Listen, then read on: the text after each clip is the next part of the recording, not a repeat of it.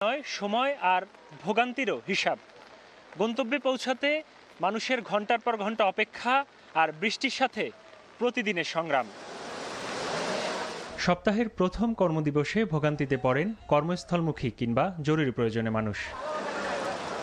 গণপরিবহনের সংকট, জলাবদ্ধতা আর যানজট, তিন সংকটে নাকাল নগরবাসী। যেদিকেই ঢুকছে সেদিকে শুধু পানি, মানে বাইকও এখন বন্ধ হয়ে গেছে, এখন মাঝরাতে দাঁড়িয়ে আছি। বেরোইছি তো কাজে, এখন এই যে ঠেলতে ঠেলতে আমার একটা ওয়ার্কশপে যেতে হইব। কোথাও হাঁটু পানি, কোথাও কোমর পানি, মানুষজনের জীবনযাত্রা মান খুব খারাপ অবস্থা। এখন এই অবস্থায় তো মানুষের কেমনে চলবে, বা আমরা বা কেমনে পুলিশের লোক এই যে রাস্তাঘাটে ডিউটি করব। কঠিন বাস্তবতার মুখে পড়েন নিম্ন আয়ের মানুষ। বৃষ্টি মানেই তাদের আয় কমে যাওয়া, কাজে বিঘ্ন আর অনিশ্চয়তা। এদিক যাইছিলাম যাতে একটু বৃষ্টি পানি কম লাগে, এদিকে পানি বেশি, গাড়ি বন্ধ হয়ে গেছে, গাড়ি অনস্টার্ট হইতেছে না। বৃষ্টি অনেক, টিপি টিপি বৃষ্টি, আর রাস্তাঘাটে পানি বেশি, পানি টানি হারে না মামা।